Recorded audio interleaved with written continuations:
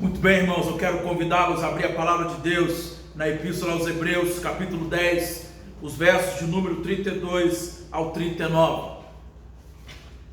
Epístola aos Hebreus, capítulo 10, versos 32 até o verso de número 39. Amém?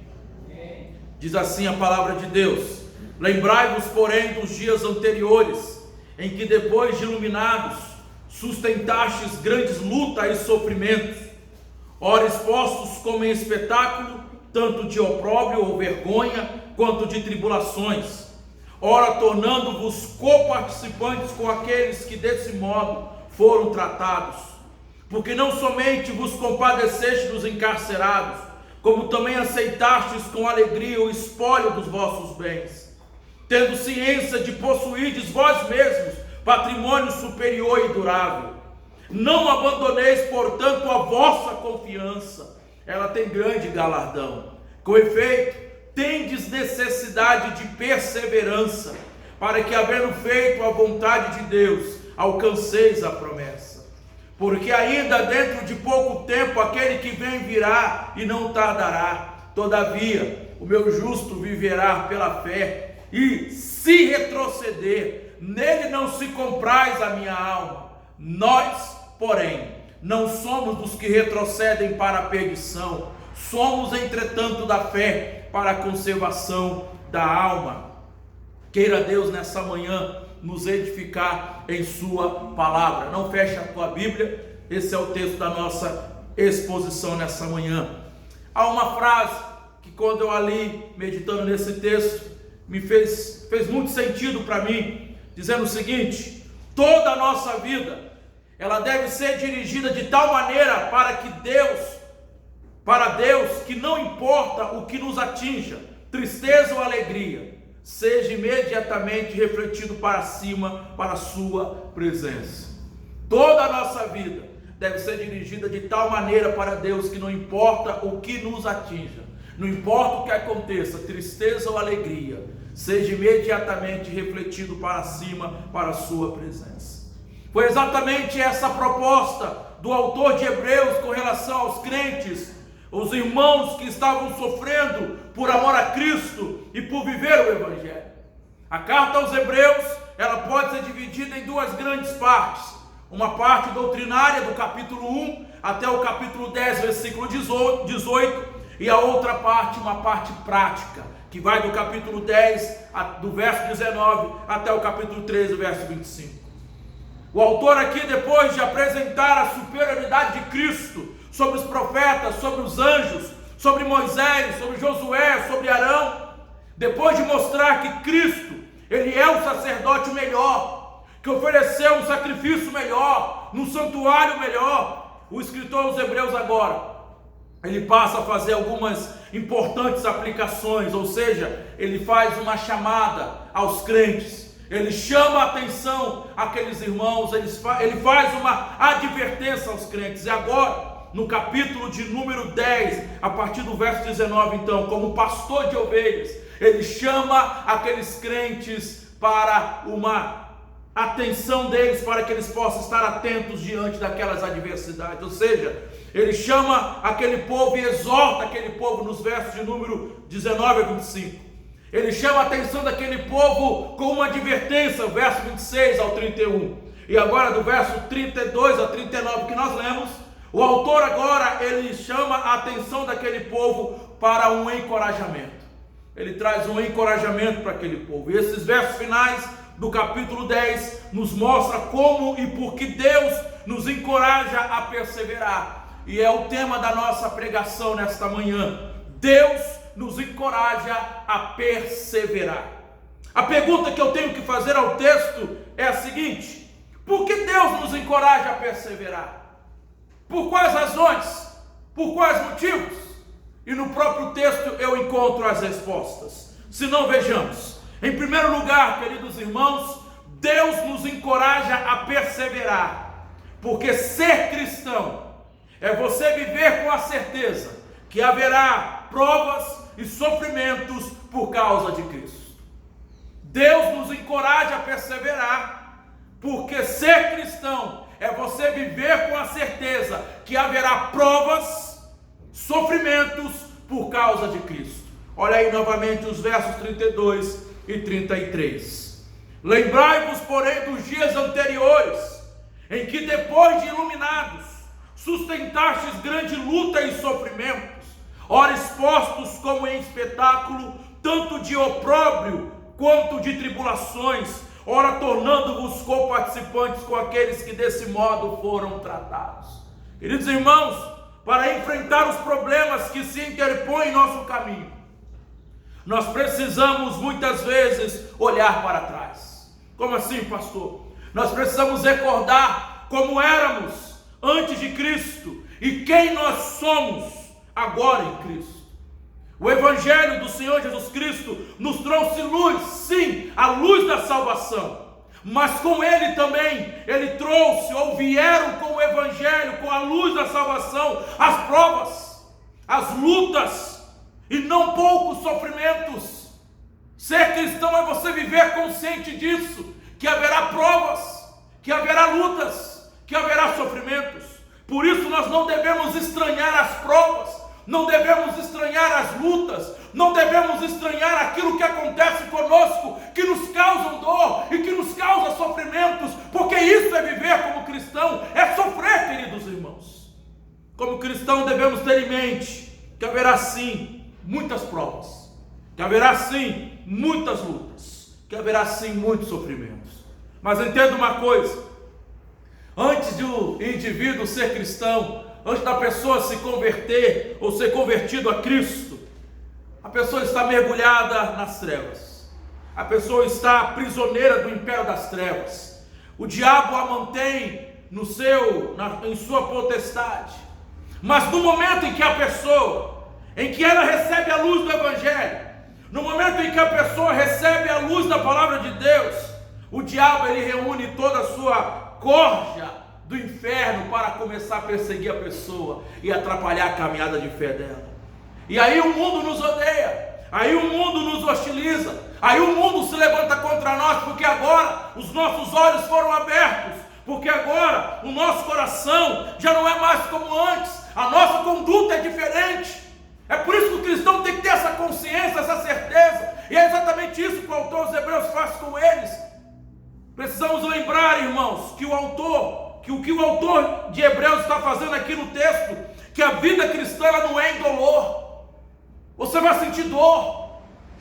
É por isso que nós, quando olhamos para tudo que acontece à nossa volta, nós não temos que olhar e ficarmos espantados com tamanha dor e sofrimento, desprezo pelo ser humano, porque isso, querido, é o mundo em que vivemos, o mundo que jaz do maligno, o mundo incrédulo, o mundo sem Deus, e nós fazemos parte deste mundo ainda, infelizmente. Por isso que Paulo vai dizer na sua carta, segunda carta a Timóteo, capítulo 3, versículo 12: aqueles que querem viver piedosamente em Cristo serão perseguidos. Porque é em meio à aflição, queridos irmãos, que os crentes são forjados à imagem de Cristo. É em meio às lutas que a nossa fé ela é trabalhada, ela é fortificada. Aquilo que Pedro vai dizer, da mesma forma em que o ouro é provado no fogo, a nossa fé também, ela é provada na fornalha das tribulações, para que a nossa fé possa ser uma fé poderosa, robusta, forte. E uma fé forte, querido, é o que nos vai nos dar força, condições de suportarmos e de aguentarmos as provações, as lutas, as dificuldades que vierem sobre nós.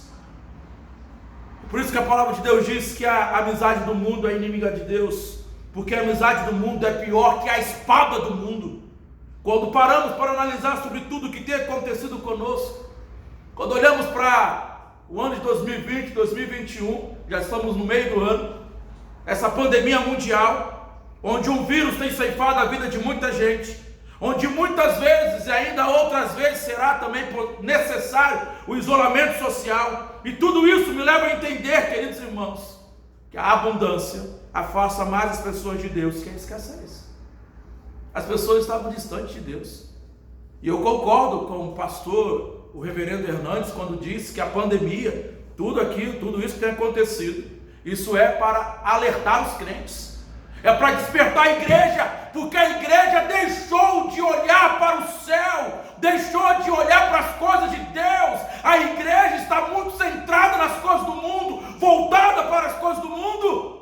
Por isso que nós precisamos voltar os olhos para Cristo, e Deus então permite isso, permite a dor, o sofrimento, as lutas, para trazer o crente de volta no eixo, para aquilo que Ele nos chamou para fazer. Por isso que quando analisamos tudo isso que está acontecendo à nossa volta, a nossa conclusão é que Deus tem permitido isso para nos lembrar que no mundo nós teremos aflição.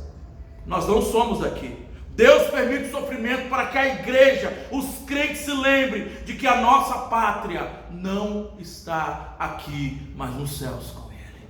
Por isso nós não podemos colocar o coração aqui. É exatamente isso que eu aprendo nessa primeira parte do texto, que nós devemos lembrar que aqui, eu e você, Deus nos encoraja a perseverar, porque ser cristão é viver consciente de que haverá provas e lutas por causa de Cristo.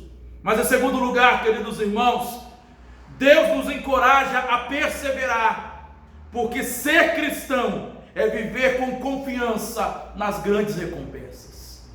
Deus nos encoraja a perseverar, porque ser cristão é você viver com confiança nas grandes recompensas. Olha os versos 34 e 35, o que eles dizem: porque não somente vos compadeceste dos encarcerados, como também aceitastes com alegria o espólio dos vossos bens, tendo ciência de possuirdes vós mesmos patrimônio superior e durável.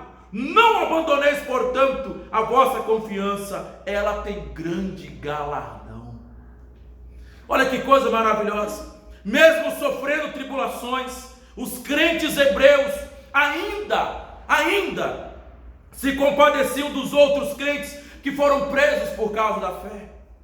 Mesmo tendo seus bens e propriedades confiscados nessa saga de perseguição, eles não perderam a alegria da salvação. Esses crentes sabiam que possuíam um patrimônio superior e mais durável que aqueles bens que estavam sendo confiscados ou estavam sendo levados por causa da perseguição. Esse texto nos ensina, queridos irmãos, que muitas vezes a fé cristã, longe de nos levar à prosperidade material, ela pode nos levar à perda dos bens, à perda de emprego, porque a perda de lucro, porque o nosso verdadeiro tesouro não está aqui, queridos irmãos. O nosso tesouro não está aqui. A nossa pátria não está aqui. Mesmo quando somos confiscados aqui nessa terra, mesmo quando tiram de nós coisas por causa de Cristo, nós temos uma herança inacessível no céu. E é por isso, queridos irmãos, que o desafio do texto é para não abandonarmos a fé em Deus. É para não abandonarmos a confiança em Deus. O sofrimento pode levar algumas pessoas, alguns crentes, a abandonar a confiança em Deus. Eis a razão do texto, exortar os crentes a permanecerem firmes na fé, apesar das provações. Não abandone a fé.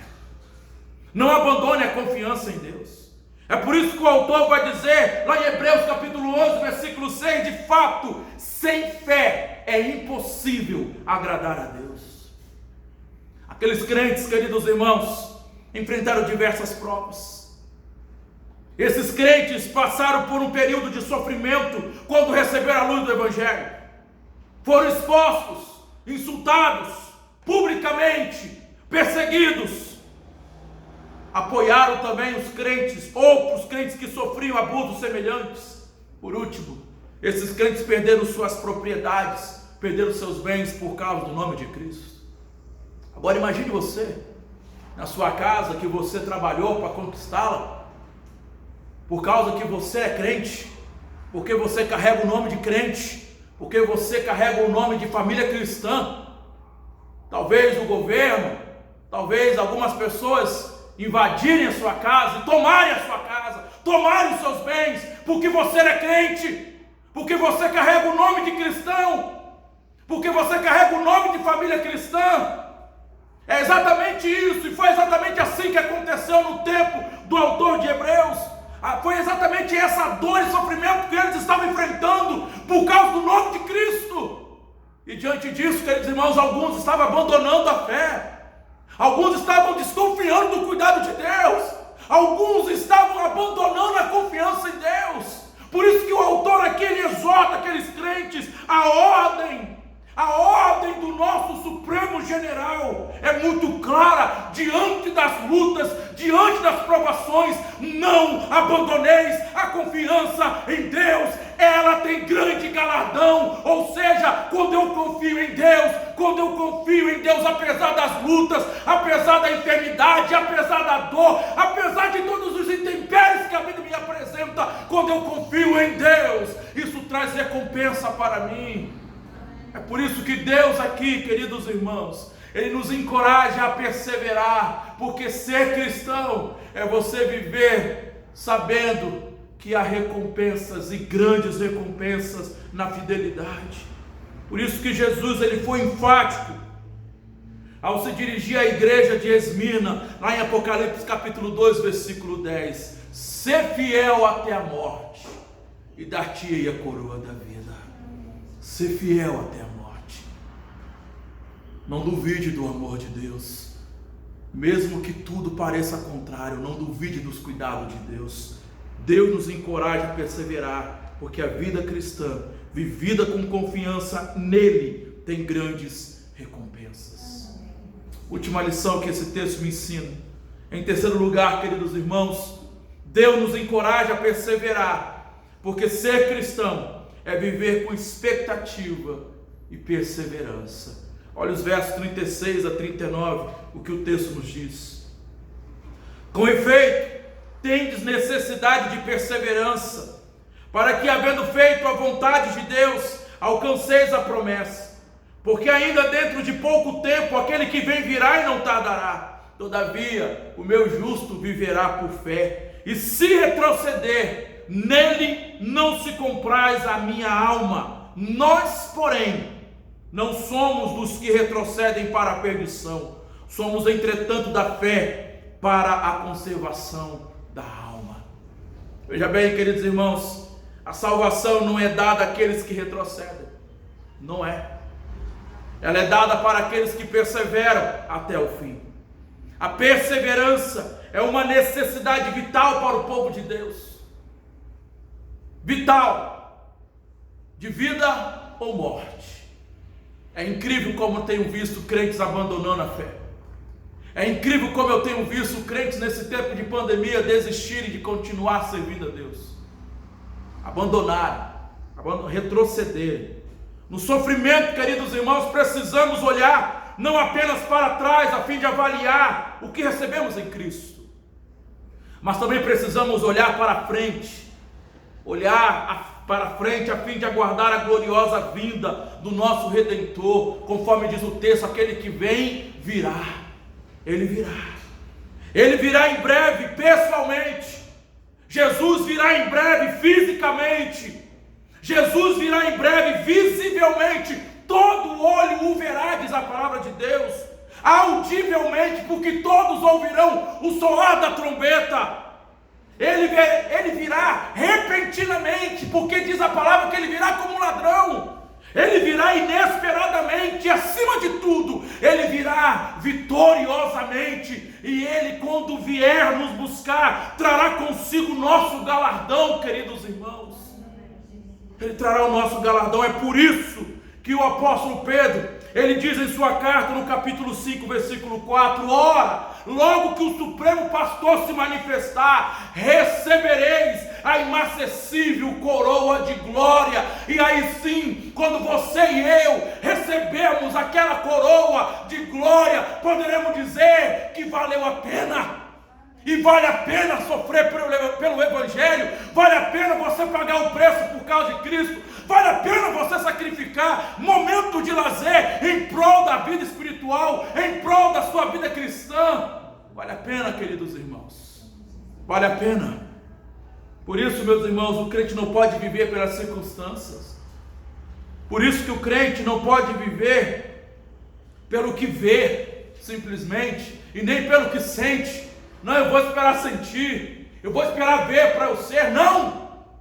A palavra de Deus nos desafia que o justo viverá por fé. É pela fé, é pela fé. O crente vive e deve viver pela fé. Por quê? Porque Deus, Ele não se compraz, Ele não se alegra com aqueles que retrocedem. Deus não se alegra com aqueles que abandonam, que voltam atrás, que abandonam o caminho da fé. Os que são de Deus, eles não voltam atrás. Os que são de Deus, eles perseveram até o fim, eles não desistam, eles continuam firmes. Está doendo, está difícil, estou chorando, mas eu vou continuar, porque a palavra de Deus diz que aqueles que saem andando e chorando enquanto semeiam, eles voltarão com júbilo trazendo os seus feixes. Eles não desistem, irmãos. Quem é de Deus não desiste, mesmo diante das mais severas lutas nessa terra, mesmo nas mais diversas ou tribulações que enfrentamos na vida, eles não retrocedem, porque eles sabem, como Pedro disse para Jesus: para onde iremos, Senhor? Só Tu tens palavra de vida eterna. Eu não volto, não posso, Deus. Está difícil, mas eu vou continuar, Os que são de Deus não voltam atrás. Por isso, queridos irmãos, o autor dos Hebreus aqui ele destaca, nessa fala dele, duas classes de crentes, ou de pessoas: aqueles que retrocedem e aqueles que creem e perseveram. O primeiro grupo perece, o segundo grupo será salvo. Você e eu precisamos olhar para nós e responder: em qual dos grupos eu estou? O autor aqui ele fala de crentes que se mantiveram firmes mesmo quando foram dominados, castigados, inclusive com o abuso de terem os seus bens confiscados. O conforto dos bens materiais, queridos irmãos, a ausência de oposição. Nós vivemos uma realidade hoje exatamente assim. A falta de luta pode levar ao ócio. Aquele crente morno, está tranquilo, não é perseguido, não sofre por carregar uma Bíblia. É por isso que a igreja vive apática espiritualmente falando. Um descuido da vigilância, um enfraquecimento espiritual. Isso me lembra a história de Aníbal.